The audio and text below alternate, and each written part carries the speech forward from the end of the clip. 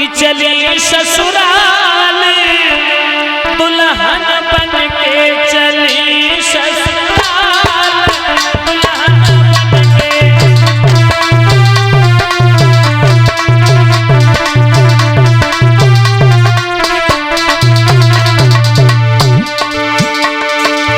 मैया को भूल मत गए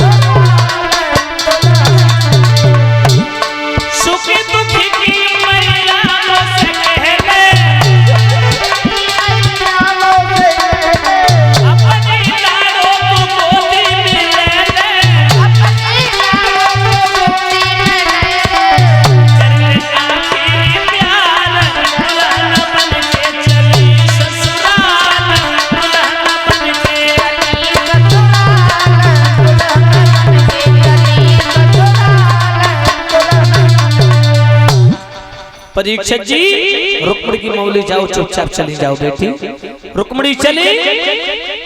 रुकुम आगे कहाँ जा रही? भैया मंदिर में पूजा करने के लिए। अकेली नहीं, 2-4 लड़कियों को रुकुम ने भेजा, कहा जाओ रुक्मणी के साथ में जाओ, उसके हाथ में कंकन है, अकेला नहीं जाने दूंगा। परीक्षित जी रुक्मणी के साथ में 4-6 लड़कियां उसकी सहेलियां चली। मंदिर के पास में पहुंची। भगवान ने सोचा एक रुक्मणी की बात की थी, पंडित जी को लाइन लगाए थे, लड़कियां भेज दी। जो कंगन देखा भगवान ने हाथ में, समझ गए गोविंद यही रुक्मणी है। रुक्मणी पास में पहुंची, बोली तुम बांसुरी बहुत अच्छी बजाते हो, बजाओ ना। भगवान बोले हाँ, हमने बजाए बसुरिया, चारों तरफ दुश्मन खड़े टूट डालेंगे पसुरिया, कब मरबे में को डोर रही। रुक्मणी बोली तो दिखाइए दो। परीक्षित जी रुक्मणी जी ने जैसे हाथ बढ़ाया, भगवान ने फेंटा से बांसुरी निकाली, नीचे लटकाई, रुक्मणी निकल आई। आगे जैसे बढ़ाई, भगवान ने बांसुरी रख ली और कलाई पकड़ के रुक्मणी को रथ में बैठा लिया। बोलिए गोविंद भगवान की।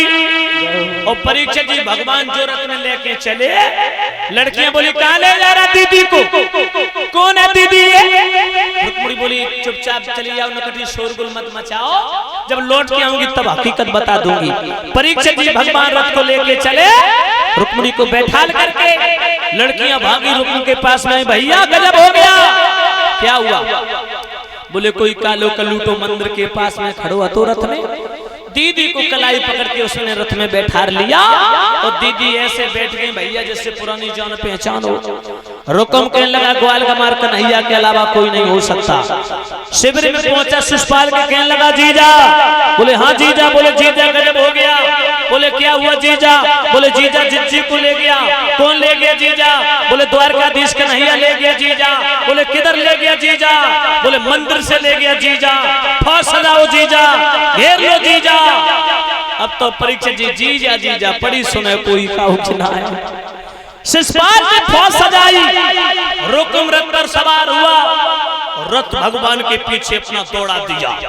भगवान परीक्षित जी अपने घोड़ों को कदम के वृक्ष के नीचे आराम दे रहे थे, क्योंकि 750 कोस से चल के आए घोड़ा। और जो रुकुम ने देखा आवाज लगाई,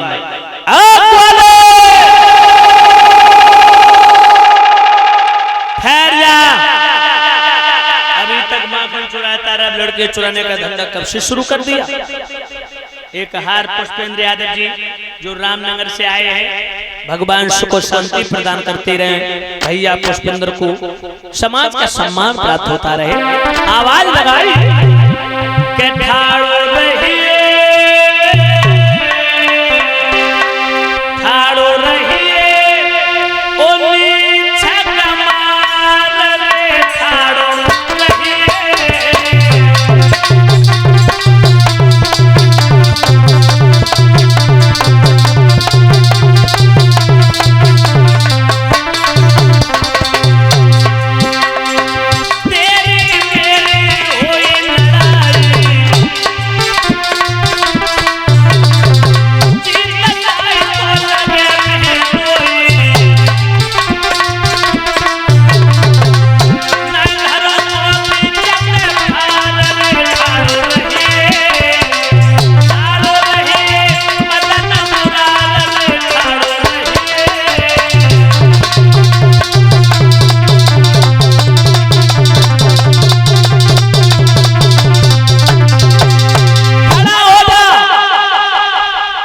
भगवान कहने लगे सुनो रुको, जबान संभाल के बात करो, मैं तुम्हारा बहनोई, आप हमारे साले।